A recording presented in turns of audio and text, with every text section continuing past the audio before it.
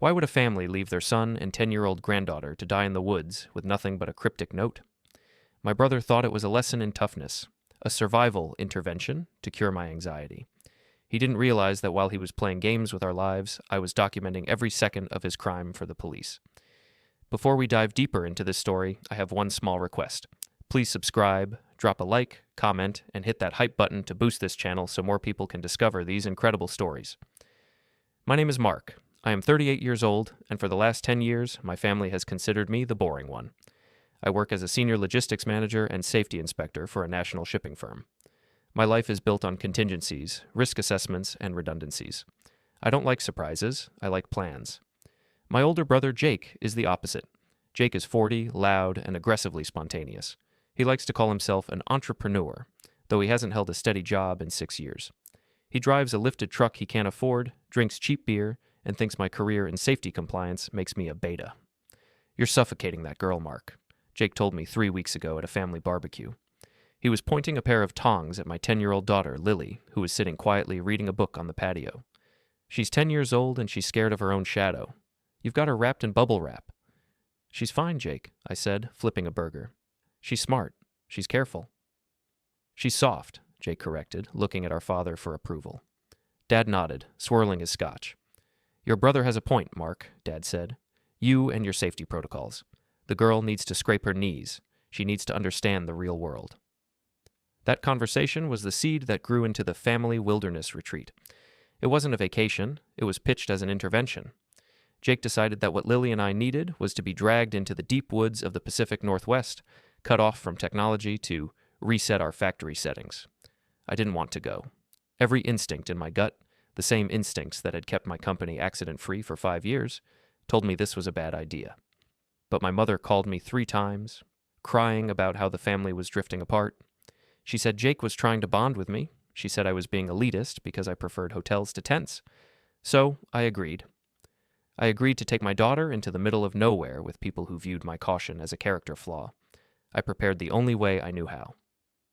2 days before the trip, I laid out my gear in the garage. I packed for a Tier 3 emergency. I had thermal blankets, a high-end water filtration system, 3 days of MREs, a trauma-grade first aid kit, and a satellite beacon, a Garmin inReach that could send a distress signal from anywhere on the planet. When I pulled up to my parents' house to caravan to the campsite, Jake was already there, loading coolers of beer into his truck. He saw my SUV and started laughing. "Look at this," he shouted to his wife, Sarah. "Mark packed for the apocalypse. Hey, safety patrol, we're going camping for a weekend, not invading a country." "It's better to have it and not need it," I said, keeping my voice even. "It's clutter," Jake said. He walked over to my trunk and started pulling bags out. "We don't have room for all this. Mom and Dad are putting their tent in your car because my bed is full of firewood and coolers." "I'm keeping my gear, Jake." "Fine, but consolidate it," he snapped. He grabbed the heavy waterproof duffel bag that contained my extra rations and, crucially, my satellite beacon. "This goes in my truck. Your trunk needs to be clear for Mom's stuff." I watched him toss my safety bag into the bed of his truck, burying it under a stack of folding chairs. I didn't fight him. I didn't want to start the trip with an argument in the driveway. I figured as long as we were convoying together, the gear was accessible. That was my first mistake. The drive took 5 hours. The last 2 hours were on a logging road that hadn't seen maintenance in a decade. We climbed higher into the mountains, the trees growing thick and tight like prison bars. My cell service died about an hour onto the dirt road.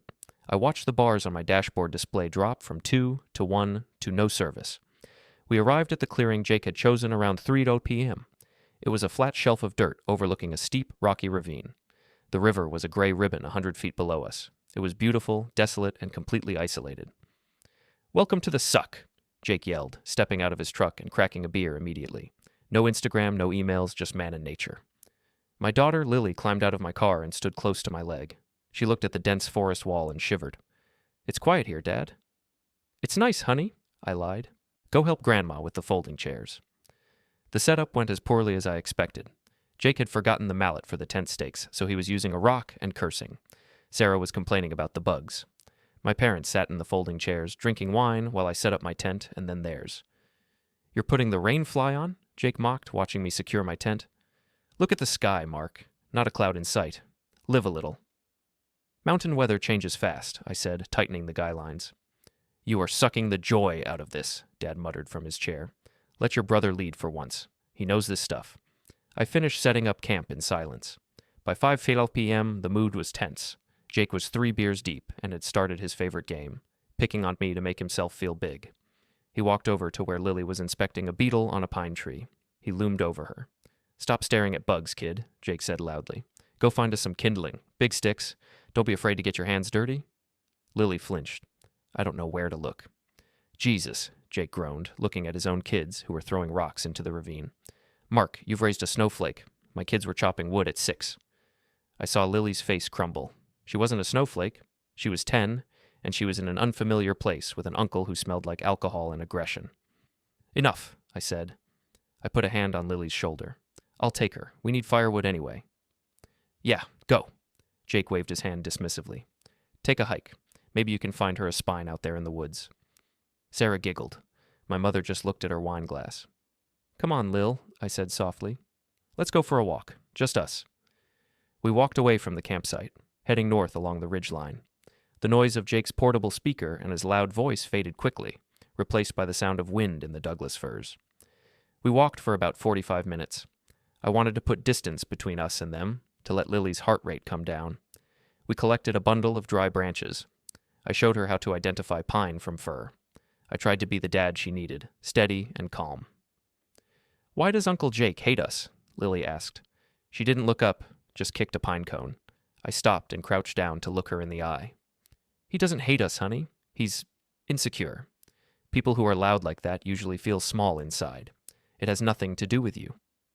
I want to go home, she whispered. I know, I said. We'll get through the weekend, I promise. Just stay close to me. The sun was starting to dip toward the western peaks. The temperature dropped 10 degrees in as many minutes. Let's head back, I said. I'll start a fire and we can roast those marshmallows I hid in the glove box.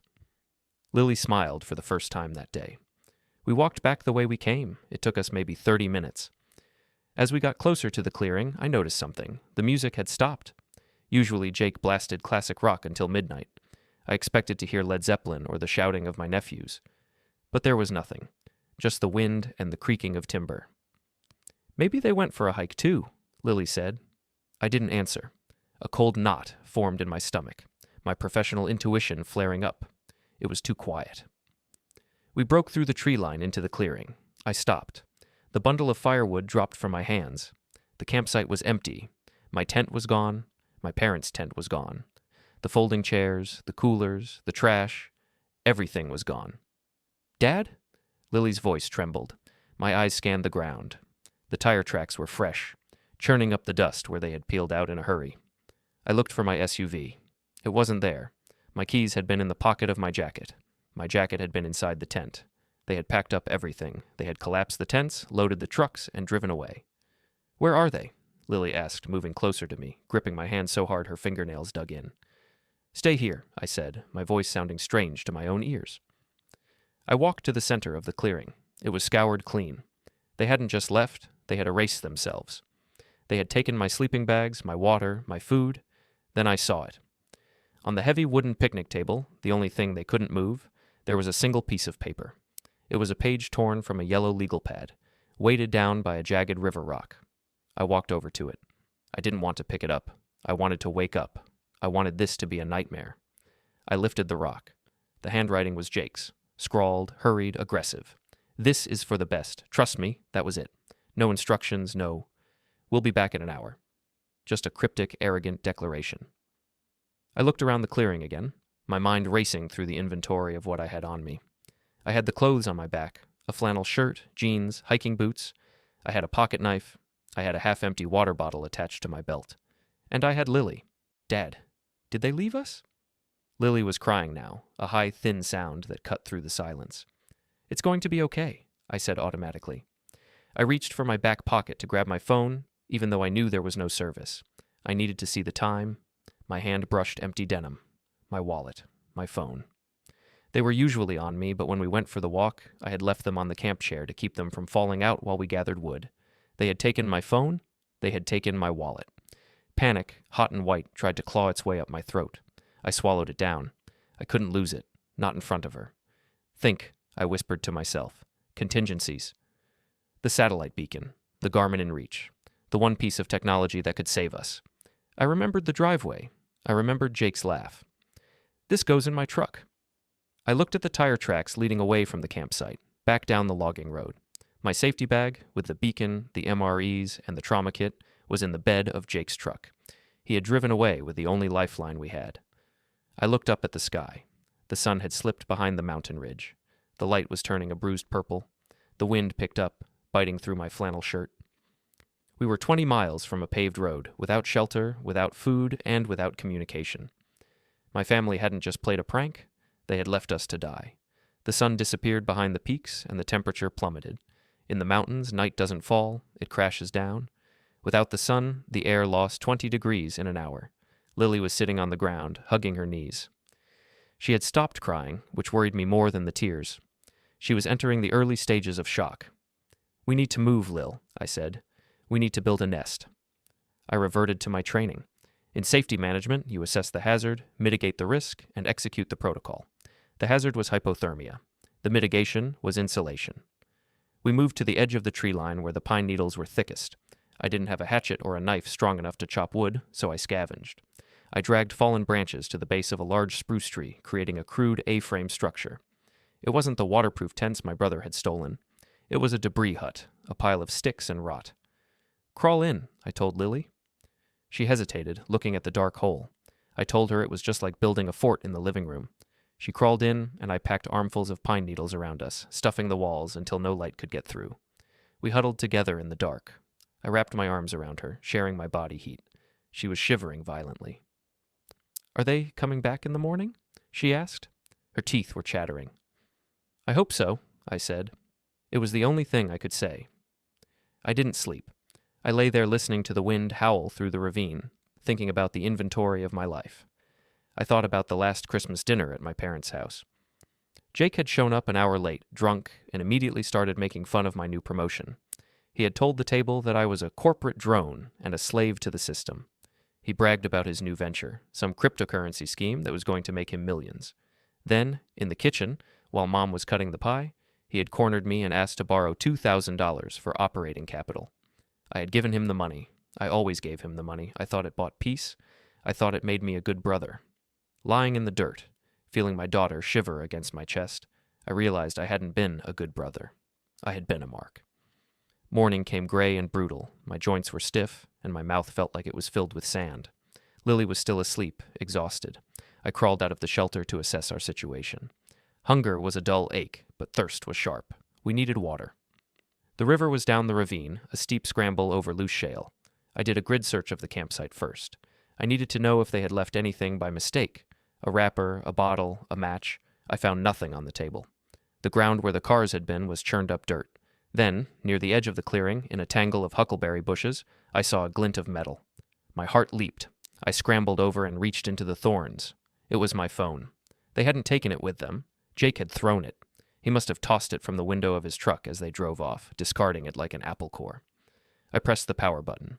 The screen was shattered, a spider web of glass, but it lit up. 12% battery. No service. "No, no, no," I whispered, holding it up to the sky. I walked around the clearing, arm extended, praying for a single bar. Nothing. We were in a dead zone. But I had the device. I put it in airplane mode immediately to save the battery. It couldn't call for help, but it was a witness. I continued my search. I found one other thing in the bushes. A crushed aluminum beer can. Bud Light. Jake's brand. He must have finished it while packing up my gear and tossed it.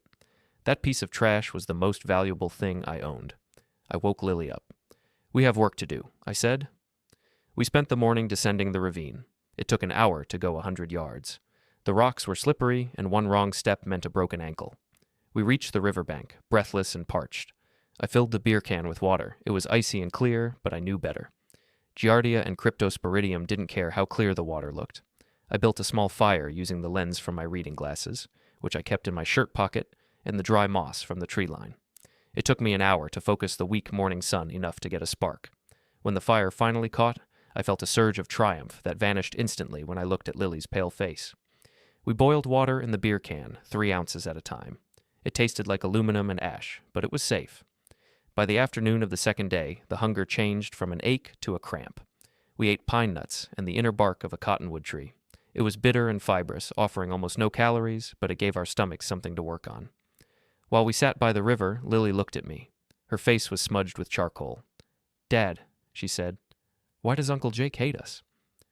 The question hit me harder than the cold. I looked at my daughter, this innocent kid who loved to draw horses and read fantasy novels. She had never done anything to Jake except exist. "He thinks I think I'm better than him," I said. "Because I follow rules, because I have a job. He thinks if he can make me scared or make me fail, it proves that his way is better." "Is that why Grandma and Grandpa left too?" They listen to Jake," I said. "They think he's exciting. They think I'm boring. They thought this was a game." "It's not a game," she whispered. "No," I said. "It's not." On the third day, the reality of our timeline set in. Nobody knew we were here. I had taken 2 weeks of vacation time. My office wouldn't expect me back for 10 days. Jake and my parents had probably told everyone we were doing a digital detox. They had bought themselves a 2-week window where our disappearance would look like a vacation. I took out my phone.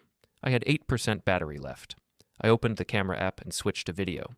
I pointed it at myself. I looked terrible, beard growing and patchy, face gaunt, dirt in the lines around my eyes. I turned the camera to show the shelter, the river, and Lily sleeping by the small fire. "My name is Mark," I said to the camera. "It is day 3. My brother Jake, his wife Sarah, and my parents left us here without supplies. They took my car, they took my emergency beacon. If we don't make it, this video is the evidence." I recorded Lily waking up. She was lethargic. She complained that her stomach hurt. I documented her pale gums, a sign of dehydration despite our efforts with the beer can. "This isn't a prank," I told the camera, my voice shaking with a rage I was trying to suppress. "This is attempted murder." I saved the video and turned the phone off. The 4th day was the hardest. The weather turned. Clouds rolled in, blocking the sun, making it impossible to use the glasses to restart our fire if it went out. We had to feed the flame constantly. I was gathering wet wood near the ridge when I heard it. A drone. A hum. No, not a drone. A moodier, deeper sound. I looked up. Way up, high above the cloud deck, I saw the glint of silver wings. A small Cessna, maybe a Forestry Service plane or a private pilot crossing the range. "Lily, wave!" I screamed. I ran to the fire. It was small, smokeless because we were burning dry dead wood. I needed smoke. I grabbed a handful of green pine boughs and threw them on the embers. Thick white smoke billowed up. I took off my flannel shirt, standing in the freezing wind in my undershirt, and waved it frantically over my head. "Here! We're down here!" I roared until my throat felt like it was bleeding. The plane kept a steady line. It didn't bank. It didn't dip. It was at 10,000 feet, just a speck moving across the gray sky. We weren't visible. We were 2 specks of dust in a million acres of pine. I watched the plane disappear over the southern ridge. The silence that rushed back in was heavier than before. I dropped my arms. My shirt hung limp in my hand. Lily didn't cry this time. She just stared at the empty sky. "They aren't looking for us," she said. It wasn't a question. "No," I said, putting my shirt back on. The cold bit into my skin. "They aren't looking because nobody knows we're lost. Jake told everyone we were fine. He told everyone to trust him." I looked at the "trust me" note I had kept in my pocket. I crumpled it in my fist. My family hadn't just abandoned us. They had built a wall of lies around us to ensure no one would come to help. They were probably sitting in a warm house right now, laughing about how tough this was going to make me. I looked at Lily. She was fading. We couldn't wait for a rescue that wasn't coming. "We leave tomorrow," I said. "Leave where?" she asked. "We walk out," I said. "We follow the river. It has to go somewhere." I didn't tell her that the river could lead deeper into the wilderness or over waterfalls we couldn't climb down. I didn't tell her that we were weak and starving. I just knew that if we stayed in this campsite waiting for my brother to develop a conscience, we would die here. We left the campsite at dawn on the 5th day. We didn't look back. There was nothing to look back at, just a patch of dirt where my family had erased us and a pile of sticks that had failed to keep us warm. We followed the river. In logistics, you learn that the shortest distance between 2 points is a straight line, but in the wilderness, a straight line kills you. The river meandered, doubling back on itself, forcing us to climb over slick basalt rocks and push through tangles of willow that whipped our faces. Days 5, 6, and 7 blurred into a gray loop of putting one foot in front of the other. We ate nothing. The inner bark of the trees had made Lily vomit, further dehydrating her, so we stopped eating entirely. We drank the boiled river water, which tasted like mud and desperation. By day 8, Lily couldn't walk more than 10 minutes without sitting down. She had stopped talking about school or her friends or even asking about Jake. She had gone quiet, retreating into a place in her mind where the hunger couldn't hurt her. "Up you go," I croaked. My voice was a dry rattle. I crouched down and she climbed onto my back. She felt terrifyingly light. I was carrying my daughter, but I felt like I was carrying a ghost. I walked. I counted my steps. 1 to 100, start over. 1 to 100. I thought about Jake. I thought about the time he mocked me for taking a CPR certification course. "You planning on kissing a dummy, Mark?" He'd laughed. "Just call 911 like a normal person." I wondered if he had called 911. I wondered if, sitting in his warm house, guilt had finally pierced his thick skull. On day 9, the terrain leveled out. The roar of the river softened into a wide, slow current. The trees thinned. On day 10, around noon, I heard it. It wasn't the wind. It wasn't the river. It was the low, grinding gears of a heavy truck downshifting, and I stopped. I almost dropped Lily. "Lil," I whispered. "Listen." We stood there, swaying like drunkards. Then we heard it again, the crunch of tires on gravel. We pushed through a dense thicket of blackberry bushes, thorns tearing at our clothes, and stumbled out onto a hard-packed dirt logging road. It looked like a highway to heaven. I didn't have to wait long. A logging truck, loaded with cedar, came rumbling around the bend. I walked into the middle of the road and raised my hands. I didn't wave. I just stood there. If he didn't stop, he was going to have to run me over. The air brakes hissed, screaming as the massive rig skidded to a halt 20 feet from us. The driver jumped out. He was a giant man in a high-vis vest, holding a tire iron like a weapon until he saw us. Then he dropped it. "Holy Mother of God," he said, running over. I must have looked like a monster. 10 days of beard, covered in soot and mud, eyes sunken. Lily looked worse. "We need a phone," I managed to say. "And the Rangers." "Get in," the driver said, helping Lily into the high cab. "I've got water, I've got a sandwich." The ride to the ranger station took 40 minutes. Lily ate half a ham sandwich and fell asleep instantly. I drank a bottle of water and stared out the window at the passing trees, feeling the vibration of the engine in my bones. I was alive, and because I was alive, someone was going to pay. The ranger station was a small outpost near the main highway. The ranger, a woman named Officer Davison, looked at us with a mix of professional concern and horror. "We need to get you to a hospital," she said, reaching for her radio. "Wait," I said. My voice was stronger now. The water had helped. "I need to make a statement. But first, do you have a charger? USB-C?" She blinked, surprised by the priority. "Yeah, I have one." She plugged my phone into the wall outlet behind her desk. While it booted up, she started asking questions. "What happened out there, sir? Did your vehicle break down?" This was the moment. I could have screamed that my brother tried to kill me. I could have told her everything right then. But the safety inspector in me took over.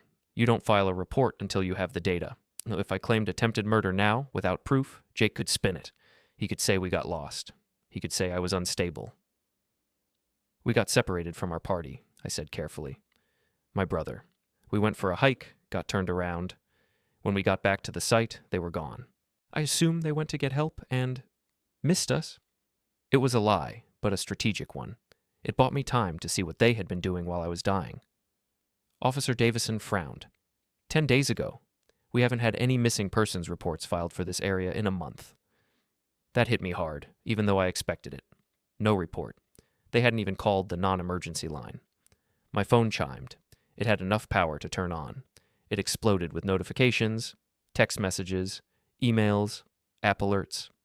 I ignored the texts from my boss asking where I was. I ignored the emails from HR. I went straight to the notifications from my bank app. I had set up alerts years ago. Any transaction over $100 sends a push notification. I scrolled back to the date of our abandonment. Day 1, Shell Station, Oak Haven, 85 hours. Day 1, Oak Haven Liquor and Wine, $204.50. Day 2, Lakeside Grocery, 412 hours. Day 3, Oak Haven Marine Rental, $600. I stared at the screen. Oak Haven was a small resort town 300 miles south of where we were. It was nowhere near my parents' house. It was nowhere near Jake's apartment. But it was exactly 5 miles from my lake house. I had bought the property 3 years ago, as an investment and a getaway. It was a beautiful A-frame on the water. I rarely let family use it because Jake had trashed it the one time I allowed him to stay there. I looked at the transactions again. They were using my joint credit card, the one I kept in my wallet for household emergencies, the wallet Jake had stolen from the campsite. They hadn't just abandoned me to toughen me up. They hadn't just left because they were annoyed. They had stranded me in the wilderness so they could steal my vacation home for a week. They knew I wouldn't let them use it. They knew I had work in 10 days, so they created a window. Mark's on a digital detox, they probably told everyone. He let us use the place while he's camping. They were partying on my dime while my daughter was eating tree bark. "Sir?" Officer Davison asked. "Are you okay?" "I need to make one call," I said. "Then take us to the hospital." I dialed a number I knew by heart. Jim, my neighbor at the lake. He was a retired cop, suspicious of everyone, and he watched my property like a hawk. He answered on the second ring. "Hello?" "Jim, it's Mark." "Mark, I thought you were off the grid," Jim said, sounding annoyed. "Listen, I don't mind you letting family use the place, but you gotta tell your brother to keep it down. They've had music blasting until 2 a.m. for a week. And the fireworks last night? Come on." My hand tightened around the phone until the plastic creaked. "Jim," I said, my voice dead calm. "I didn't authorize them to be there." Silence on the line. Then the tone changed. The annoyance vanished, replaced by the sharp alertness of a former officer. "Say that again." "I am currently at a ranger station 300 miles north. My brother abandoned me and Lily in the woods 10 days ago. He stole my keys, he stole my wallet, he is trespassing." "Jesus," Jim breathed. "I see his truck in the driveway right now. I see your parents on the deck. They're grilling steaks." Steaks, while Lily was drinking from a beer can. "Jim, do not approach them," I said. "I need you to just watch. I'm coming, but I need to go to the hospital first." "I'm not going anywhere," Jim said. "I'll sit on my porch with my coffee and my insurance. They won't leave without me knowing." "Thanks, Jim." I hung up. I looked at Officer Davison. "Change of plans," I said. "We got separated, but it seems my family thinks I'm somewhere else. I'd like to file a report for stolen property." "Stolen property?" "My vehicle, my credit cards, and my house." I scrolled through the bank transactions one more time. The anger wasn't hot anymore. It had frozen over into something solid and heavy. Jake wanted to teach me a lesson about the real world. He wanted to show me who the alpha was. Fine. I was about to teach him a lesson about the real world, too. The part of the real world that involved property laws, fraud, child endangerment statutes, and the unrelenting machinery of the justice system. "Let's go to the hospital," I said to Lily, who was watching me with wide, tired eyes. "We need to get checked out. And then we're going to the lake." "Are we going to see Uncle Jake?" she asked. "Yes," I said, "but it's going to be a very short visit." The ambulance ride from the ranger station to the county hospital took 45 minutes. I held Lily's hand the entire way. She had drifted into a fitful sleep, her small chest rising and falling with a shallow rhythm that terrified me. The emergency room was bright, loud, and smelled of antiseptic, a sharp contrast to the smell of wood smoke and dirt that had clung to us for 10 days. "Severe dehydration," the ER doctor, a man named Dr. Evans, said to me an hour later. He was looking at a clipboard, his brow furrowed. "Malnutrition, exposure. She's lost 8 pounds. At her age, that's significant." He looked up at me. I knew what he was seeing. A father who looked like a wild animal, dirty and unshaven. "I need to ask you, sir," Dr. Evans said, lowering his voice. "How did this happen? The ranger said you were separated?" "We were abandoned," I corrected him. I didn't whisper. "My brother stole our vehicle, our food, and our communication equipment. He left us 10 days ago without supplies." The doctor's pen stopped moving. "Intentional abandonment?" "Yes. I'll need a full report of her condition," I said, my voice slipping into the cold, professional cadence I use during safety audits. "I need every scratch, every vitamin deficiency, and every sign of trauma documented. I need you to use the word endangerment if it applies." Dr. Evans looked at Lily, then back at me. "It applies. I'll have the report ready for the police." "Thank you." Once Lily was stable and admitted for observation, I stepped into the hallway. A police officer was already waiting. Officer Miller. He was young, skeptical, holding a notepad. "Mr. Thompson?" he asked. "Ranger Davison called it in. Said you wanted to file a report regarding a stolen vehicle." "And credit card fraud," I added. "And child endangerment." I sat on a plastic bench and gave him the statement. I kept it factual. I didn't talk about my feelings. I didn't talk about how much I hated my brother. I talked about logistics. The vehicle is a 2022 Toyota 4Runner, license plate 4KJL229, I said. The suspect is Jake Thompson. He is currently at 4400 Lakeside Drive. That is my property. He does not have permission to be there. Officer Miller wrote it down. We can send a unit over to the lake house to check it out. No, I said. Miller looked up. Excuse me. I don't just want you to check it out, I said. I want to press charges, but I need to secure the property legally first. If you go now, he might claim it's a misunderstanding. He might say I lent him the house. He has my keys, remember? Sir, if he stole the car? He has the keys, I repeated. Possession is 9/10 of the law. Isn't that what they say? I need to meet with my lawyer to revoke his access and file for immediate eviction. I want him arrested for trespassing and theft, not just a domestic dispute. Miller hesitated, then nodded. If you own the property, you have the right to dictate access. But don't wait long. If he runs... He won't run, I said, thinking of the liquor store charges. He thinks I'm dead, or he thinks I'm still hiking. Either way, he's comfortable. I left the hospital 4 hours later. Lily was safe with a nurse. I promised her I'd be back by dinner. I took a cab to the law offices of Henderson and Associates. Mr. Henderson had been my attorney for 10 years. He handled my estate planning, my property deeds, and the trust I had set up for my parents. He was a man who wore three-piece suits and had no sense of humor. I liked him immensely. When I walked into his office, the receptionist actually gasped. I still hadn't showered. I had washed my face in the hospital bathroom, but I looked like a drifter. Mr. Thompson? She asked, hand hovering over the phone. I have an appointment, I said. Mr. Henderson opened his door. His eyes widened slightly behind his spectacles, but he didn't comment on my appearance. He just ushered me in and closed the door. Mark, he said, you look like you've been through hell. I have, I said. I need you to pull the file on the lake house and the family trust. We spent the next hour going over documents. I needed to be absolutely certain. The deed is in your name only, Henderson confirmed, tapping the paper. You bought it 3 years ago. There is no co-ownership with your parents or your brother. Good, I said. And the family trust? Revocable, Henderson said. You deposit $3,000 a month into it to supplement your parents' pension. It's entirely voluntary. Cut it, I said. Henderson paused. Cut it? Terminate the monthly transfer immediately, and draft a letter explaining why. Funding criminal behavior should cover it. Henderson made a note. That's a significant step, Mark. Your parents rely on that money. My parents watch my brother drive away with my daughter's food, I said. They rely on me? No, they rely on the man they left in the woods. That man doesn't exist anymore. Henderson nodded slowly. Understood. I'll draft the revocation. There's something else, Henderson said. He turned his computer monitor toward me. I assume you haven't seen social media? I don't have a phone, I said. Mine is smashed. Take a look at this. It's your brother's Facebook page. I leaned forward. The anger I had felt in the woods was hot and chaotic. The anger I felt now was cold, precise, and heavy as lead. There was a photo posted 3 days ago. It was a picture of the lake view from my deck. In the foreground, Jake's feet were propped up on the railing, my railing. He was holding a beer. The caption read, Camping trip was a success. Mark and Lily are loving the digital detox deep in the woods. No phones for 2 weeks. Proud of my bro for finally toughing it out.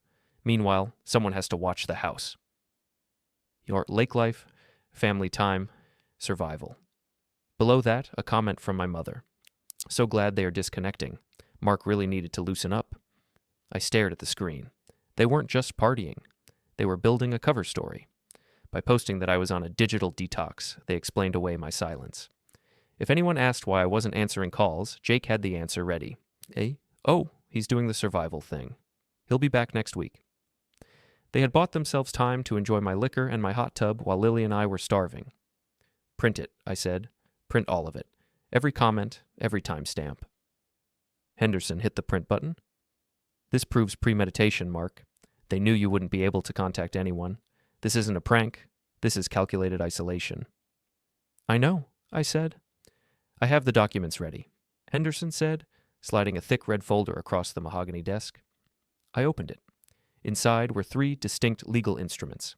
First, a notice of immediate eviction and no trespass order.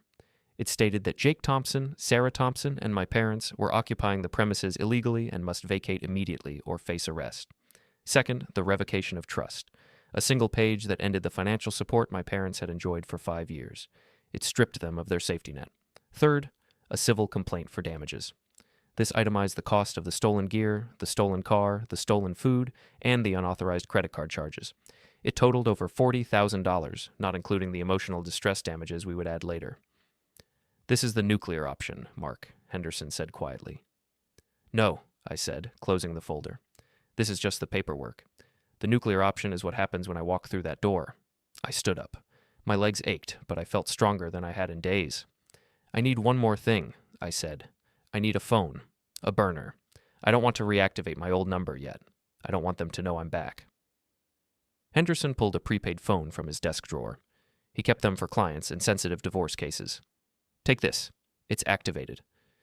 "Put the fee on my bill," I said. I walked out of the office with the red folder tucked under my arm. It felt like carrying a loaded weapon. I stopped at a hardware store on the way back to the hospital. I bought a fresh set of clothes, jeans, a heavy work jacket, boots. I didn't want to wear the hospital scrubs, but I didn't want to look like the victim anymore either. I wanted to look like the person who was coming to collect a debt. I also bought a high-capacity power bank and a digital voice recorder. In the cab, I took out the crumpled yellow note I had carried for 10 days. "This is for the best. Trust me." I smoothed it out on my knee. I took a picture of it with the burner phone. Then I turned on the digital voice recorder. "Date, October 14th, I said into the microphone. "This note was found on the picnic table at the campsite after my family abandoned us. It is in Jake Thompson's handwriting. It proves they didn't go for help. They left a message justifying their actions." I clicked stop. I was ready. I returned to the hospital to find Lily awake and eating pudding. She looked small in the hospital bed, but the color was returning to her cheeks. "Dad?" she asked. "Did you fix it?" "I'm working on it, honey," I said. "I need you to be brave for one more day. The doctors want to keep you tonight for observation. I'm going to stay right here in the chair." "Are we going to the lake tomorrow?" "Yes," I said. "We have to go get the car, and we have to say goodbye." "To the lake house?" "No," I said, brushing the hair out of her face. "To the people who hurt us." I sat in the uncomfortable hospital chair as the sun went down, watching the city lights flicker on outside the window. I thought about the fire we had struggled to keep lit in the woods. I thought about the cold. My phone buzzed in my pocket, the burner. It was a text from Henderson. "Documents filed. Sheriff in Oakhaven has been notified of a pending civil standby. You call them when you're ready." I didn't reply. I just watched my daughter sleep. Jake thought he was teaching me a lesson about survival. He thought he was stripping away my safety nets to show me what a real man looked like. He was right about one thing. He had stripped away the safety nets. But he forgot that the safety nets weren't there to protect me from the world. They were there to protect the world from me, and now they were gone. The drive to the lake took 4 hours from the hospital. I rented a gray sedan, something anonymous that wouldn't catch the eye. Lily sat in the passenger seat, wearing new clothes I'd bought at a department store near the hospital. She was quiet, clutching a bag of pretzels like it was gold. "Are you scared?" I asked as we turned onto the winding county road that led to Oakhaven. "A little," she said. "What if they yell at us?" "They aren't going to yell," I said. "They're going to be surprised. Remember what we talked about? You stay in the car, you lock the doors, you don't open them for anyone but me or a police officer in uniform." "Okay." We pulled up to the property line around 7 p.m. The sun was setting, casting long shadows through the trees, a sight that used to bring me peace but now just reminded me of the freezing nights in the debris hut. My lake house sat at the end of a long gravel driveway.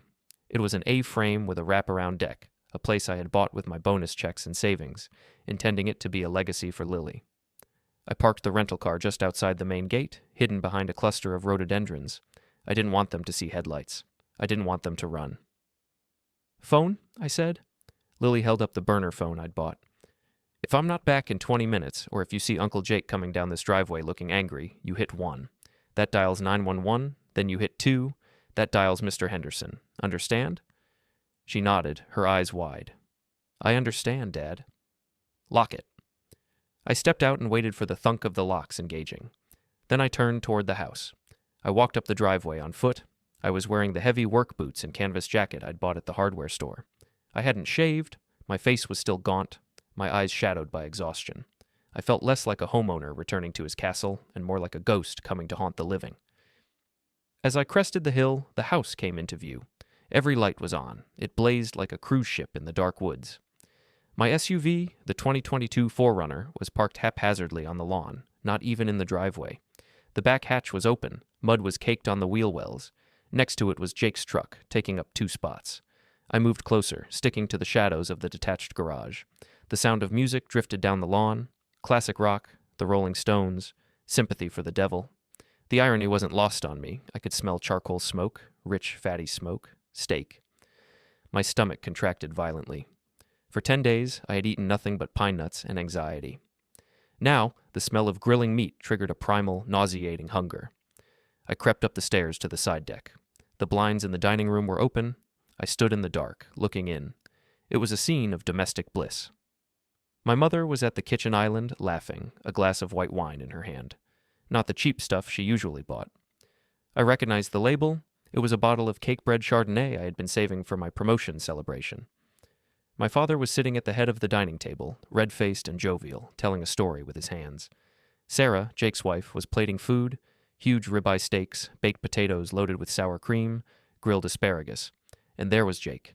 He was standing by the sliding glass door, wearing one of my flannel shirts. It was too tight in the shoulders, and holding a beer. He looked relaxed, triumphant. He said something to the group, and they all laughed. My nephews were on the living room floor playing video games on my 65-inch OLED TV. They looked so normal, so happy. There was no shadow of guilt in that room, no worry lines on my mother's face wondering if her son was freezing to death, no glances at the clock wondering if we were safe. They had erased us. They had replaced us with a vacation. I felt for the digital voice recorder in my pocket. I clicked it on. I wanted the sounds of their joy. I wanted the jury to hear the laughter of people who had abandoned a 10-year-old girl in the wilderness. I checked my other pocket. The red legal folder was there, folded in half. The eviction notice, the revocation of the trust. I didn't need a weapon. I had paper. I walked around to the back door, the one that led into the mudroom. I tried the handle. Unlocked. Of course, Jake never locked doors. He thought the world owed him safety. I stepped inside.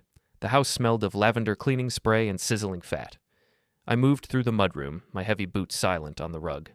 I stepped into the hallway that led to the open-plan living and dining area. The music was loud enough to mask my approach. I stood in the archway for a moment, just watching them. "Pass the salt, would you?" my dad said, cutting into a steak. "God, Jake, you cooked these perfectly. Better than Mark ever does. He always overthinks the temperature." "Mark overthinks everything," Jake said, turning away from the glass door to face the table. "That's his problem. He measures the fun out of life. That's why this trip is good for him. He's out there right now, probably crying about mosquitoes, but he's learning. He'll thank me when he gets back." "If he gets back," Sarah joked, pouring more wine, "he might just get eaten by a bear." My mother swatted her arm playfully. "Don't say that. Mark is resourceful. In his own boring way. He'll be fine. He's got all that gear." "Gear he doesn't know how to use," Jake laughed. "I did him a favor taking the heavy stuff. Forces him to adapt. Survival of the fittest, right?" "Right," Dad said, raising his glass. "To the wilderness." "To the wilderness," they all chorused. I stepped out of the hallway and into the light. "To the wilderness," I said. My voice was raspy, damaged from the days of dehydration, but it cut through the room like a gunshot. The reaction was immediate. My mother dropped her wine glass. It shattered on the hardwood floor, sending shards of glass and expensive Chardonnay everywhere. Sarah screamed, a short, sharp yelp, and dropped the serving spoon. My father choked on his steak, coughing violently. And Jake. Jake spun around, his beer sloshing over the rim. He stared at me. I knew what I looked like. I saw it in their eyes. I looked like a wreck. My face was windburned and peeling. My eyes were sunken dark pits. My clothes were new, but they hung on a frame that had lost 12 pounds in 10 days. I looked like something that had clawed its way out of a grave. The music kept playing. Mick Jagger singing about the nature of his game. "Mark?" my mother whispered, her hands trembling over her mouth. "Oh my God, Mark?" I didn't answer her. I didn't look at her. I kept my eyes locked on Jake. I walked further into the room. I walked right up to the head of the table where my father sat. I reached out, picked up the bottle of cake-bread Chardonnay, and poured the remaining contents onto the floor, right over the rug. "Mark, what are you doing?" Dad sputtered, wiping grease from his chin. "That was my wine," I said. "And this is my house." Jake recovered first. The shock on his face shifted, morphed, and settled into that familiar, arrogant grin. It was a defense mechanism. When Jake was cornered, he attacked, or he joked. He set his beer down on the coaster, my coaster, and let out a nervous, high-pitched laugh. "Whoa," Jake said, spreading his arms wide as if going for a hug. "Look at this. Look who finally made it back. The prodigal son returns." He took a step toward me. I didn't flinch. I just stared at him. "We were just talking about you, man," Jake continued, his voice getting louder, trying to fill the terrifying silence I was creating. "I told them you'd make it. Look at you. You look rugged. You look like a man, Mark. The beard suits you." "Where is Lily?" my mother asked, her voice shrill. "Mark, where is she?" "She's safe," I said. "No thanks to you." "Oh, come on," Jake said, waving a hand dismissively. "Don't be dramatic. It was a test, Mark. A challenge. I knew you had it in you. I knew you'd figure it out. And look, you did. You're here. You survived. Or you should be thanking me." "Thanking you," I repeated softly. "Yeah, for the intervention." Jake grabbed a piece of steak from the platter with his fingers and popped it into his mouth, chewing aggressively. "We helped you disconnect. We helped you find your inner warrior. And hey, we kept the house warm for you. We were actually just about to send a search party. Eventually. You know, give you a few more days to really soak it in." He winked at Sarah. She forced a smile, but she looked terrified. She was looking at my boots. She was looking at the way I was standing, not like the brother who loaned the money, but like a stranger. "So," Jake said, clapping his hands together. "Grab a plate. Sit down. Tell us about your adventure. Did you eat bugs? Did you build a shelter? Come on, safety patrol, give us the report." I reached into my pocket. Jake flinched. He thought I was reaching for a weapon. In his mind, this was a physical confrontation. He was bigger than me, stronger than me. He was ready to fight. But I didn't pull out a knife. I pulled out a crumpled, dirty piece of yellow paper. I smoothed it out on the dining table, right next to the platter of steaks. "This is for the best. Trust me." I looked at the note. Then I looked at Jake. "You think this is a game?" I said. "You think you can starve a 10-year-old girl to teach me a lesson, steal my car, break into my house, and then invite me to dinner like nothing happened?" "It was a prank, Mark," Jake snapped, his smile faltering. "God, you have no sense of humor. You're fine. Lily is fine. Stop acting like a victim." "You stole my wallet," I said. "You stole my emergency beacon." "I borrowed them to make sure you didn't cheat." I reached into my pocket again. This time I pulled out my phone, the smashed one I had found in the bushes. I placed it on the table next to the note. Then I pulled out the burner phone. "What's that?" Dad asked. "Mark, sit down. You're upsetting your mother." "I'm not sitting down," I said. "And I'm not eating with you. I just came to deliver the mail." I pulled the red folder from under my jacket. The room went quiet. Even Jake stopped chewing. They knew what a red legal folder meant. They knew Henderson's stationery. "What is that?" Jake asked, his eyes narrowing. "Consequences," I said. I opened the folder. "Jake Thompson," I said, my voice slipping into the cadence of a courtroom reading. "You are trespassing. You are in possession of a stolen vehicle. You have committed credit card fraud across 3 counties. "Oh, shut up," Jake scoffed. "You're going to sue me? I'm your brother." "Not anymore," I said. I turned to my parents. My mother was weeping now, but it wasn't for me. It was for the tension. It was for the disruption of her nice dinner. "Mom, Dad," I said, "you watched him drive away. You watched him leave us. You sat in this house drinking my wine while your granddaughter was drinking river water out of a beer can." "We thought," my mother sobbed. "Jake said it was safe." "You didn't care if it was safe," I said. "You just wanted the vacation." I tossed the document onto the table. It slid across the polished wood and hit my father's wine glass. "That is a revocation of the family trust," I said. "The monthly stipend is 0. Effective immediately." My father stood up. "Now see here, Mark. You can't just—" "I can," I said. "It's my money, and I don't pay people who leave my daughter to die." I looked out the window. Down the long, dark driveway, I saw what I had been waiting for. Blue lights. Silent at first, flashing against the trees. Then the sound of gravel crunching under heavy tires. Jake saw them too. He dropped his steak. "Mark," he said, his voice dropping an octave. "Mark, what did you do?" "I called the police," I said, and I filed charges. "You called the cops on your family?" Sarah shrieked. "Are you insane?" "No," I said, watching the squad cars pull up to the front lawn.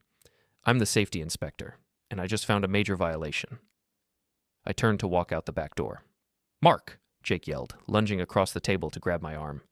"You fix this. You tell them it was a misunderstanding, right now." I looked at his hand on my jacket. Then I looked at his face. He was sweating.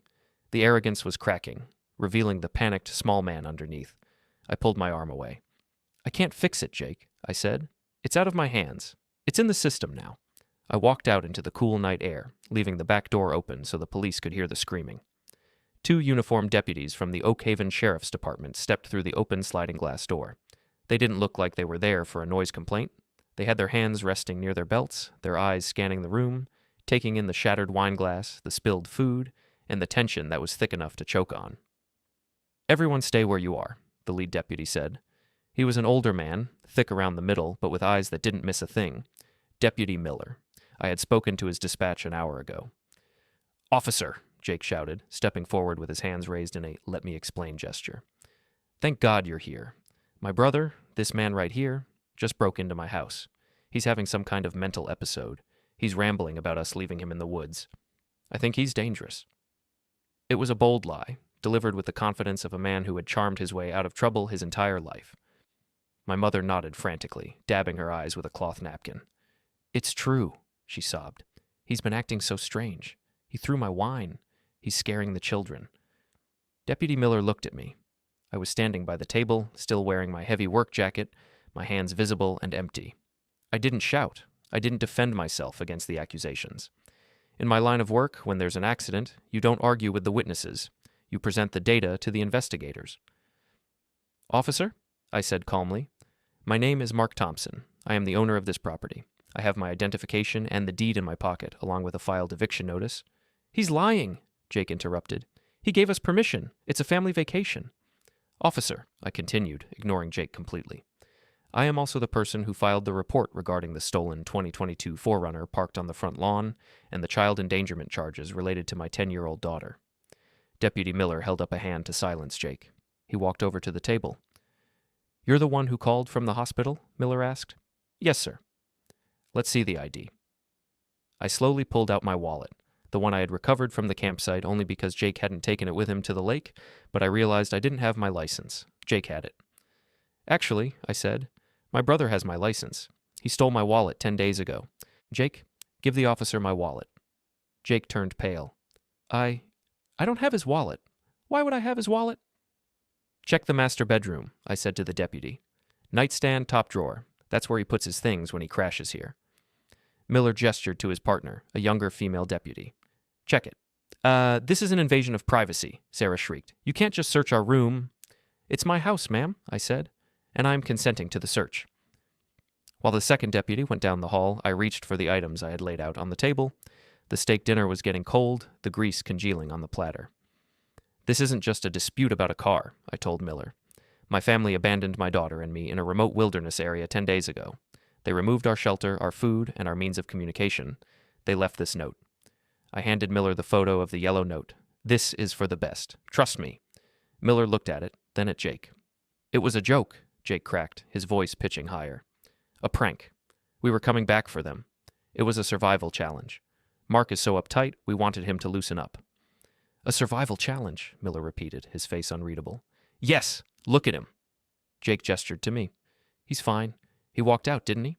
It proves I was right. He needed a push." "Officer," I said, "I'd like you to watch this." I pulled out my burner phone. I opened the video file I had saved, the one from day 6. I turned the volume up to maximum and held the screen toward the deputy, but angled it so my parents could see it too. The video played. The sound of wind in the trees hissed through the dining room. Then my voice cracked and dry. Then the camera panned to Lily. She was curled in the dirt, her lips cracked and bleeding, her skin gray. She was crying softly, begging for water. "My stomach hurts, Daddy," the video Lily whispered. "Please make it stop." The silence in the dining room was absolute. The only sound was the video, playing the raw, unfiltered reality of what loosening up actually looked like. My mother put her hand over her mouth. She made a sound like a wounded animal. My father slumped into his chair, unable to look at the screen. I paused the video. "That was 4 days ago," I said, "while you were buying steaks at the grocery store." I reached into the red folder and pulled out the medical report Dr. Evans had printed for me. "This is the attending physician's report from the county hospital, time-stamped 3 hours ago," I said, handing it to Miller. Severe dehydration, malnutrition, exposure, 8 pounds of weight loss in a child who only weighed 70 to begin with. The doctor marked it as critical neglect and endangerment. Miller read the report. His jaw tightened. The professional detachment evaporated. He looked at Jake not as a homeowner having a dispute, but as a suspect. "Jake Thompson?" Miller said, stepping around the table. "Now wait a minute," Jake stammered, backing up until he hit the sliding glass door. "I didn't know. They had water. There was a river." "You stole the water filtration system," I said. "It was in the bag you took." "I didn't know that." "Ignorance isn't a defense for manslaughter, and it's not a defense for this," I said. The second deputy returned from the hallway. She was holding my leather wallet and my car keys. "Found them in the nightstand," she said, along with a bag of credit cards with Mark Thompson's name on them. Miller nodded. He reached for his belt. "Jake Thompson, turn around and place your hands behind your back." "What?" Jake yelped. "You're arresting me? For what? A prank?" "For felony child endangerment, grand theft auto, and theft," Miller said, grabbing Jake's wrist and spinning him around. The handcuffs clicked, a sharp, metallic sound that signaled the end of Jake's lifelong game of dodgeball with consequences. "Mom! Dad!" Jake screamed as they pushed him toward the door. "Do something! Tell him we all agreed!" My parents sat frozen. They knew that if they spoke, if they admitted they agreed, they would be in cuffs too. They chose silence. They chose self-preservation. Sarah started screaming at the deputies, trying to pull Jake back. "He's a father. You can't take him." "Ma'am, step back or you'll be joining him for obstruction," Miller warned. They dragged Jake out the front door, past the stolen SUV, and shoved him into the back of the squad car. I stood in the dining room with my parents and Sarah. The air was sucked out of the room. "Mark," my father said, his voice trembling, "you have to stop this. He's your brother. He made a mistake, but prison? You can't do that to family." "Family?" I asked. I picked up the red folder again. "You left us to die," I said. "You didn't call for help. You didn't check on us. You posted on Facebook about a digital detox to cover your tracks so you could live in my house for free." I pulled out the eviction notice. "This is a notice to quit," I said. "You are trespassing. You have 10 minutes to remove your personal belongings and vacate the premises." "Vacate?" my mother cried. "Mark, it's night time. We've been drinking. We can't drive." "You don't have a car to drive anyway," I said. "Jake's truck is going to be impounded as evidence of the theft, since my property was found inside it, and you certainly aren't taking my SUV." "How are we supposed to get home?" Dad asked, indignation trying to push through his shame. "We're 300 miles away." "There's a bus station in Oakhaven," I said. "It opens at 6 a.m. It's a 5-mile walk." "You're making us walk?" Mom whispered. "In the dark?" I looked at her. I looked at the woman who had raised me, who had sided with Jake every single time he bullied me, who had sat here drinking my wine while my daughter was shivering in a pile of leaves. "I walked for 5 days," I said, "carrying Lily. You can handle 5 miles on a paved road." I pulled out the final document, the revocation of trust. "And Dad," I said, looking him in the eye, "don't bother checking the bank account on the 1st of the month. The trust is dissolved. I'm redirecting those funds to Lily's therapy bills." "You can't do that," he said, his face going red. "We rely on that money." "You relied on the son you abandoned," I said. "Bad bet." I turned to Sarah, who was sobbing by the window. "Get your kids," I said. "Get your things. If you aren't off my property by the time the deputies finish processing the scene, I will ask them to remove you for trespassing." I didn't wait for their response. I walked out the front door, I stood on the porch and watched the scene. Jake was thrashing in the back of the cruiser. The deputies were taking photos of my SUV. I walked down the driveway to where I had hidden the rental car. I tapped on the glass. Lily unlocked the door. "Is it over?" she asked. "Yes," I said. "It's over." "Did you yell at them?" "No," I said, climbing into the driver's seat. "I didn't have to." I started the car. As I backed out onto the main road, I saw the front door of the lake house open. My parents and Sarah stumbled out, dragging suitcases, looking lost and small in the wash of the police lights. They looked toward my car, but I didn't slow down. I didn't feel happy. I didn't feel triumphant. I just felt clean. The safety inspector in me had finally done his job. I had identified the hazard, I had isolated it, and I had removed it from the site. The wilderness was behind us now. We were going home.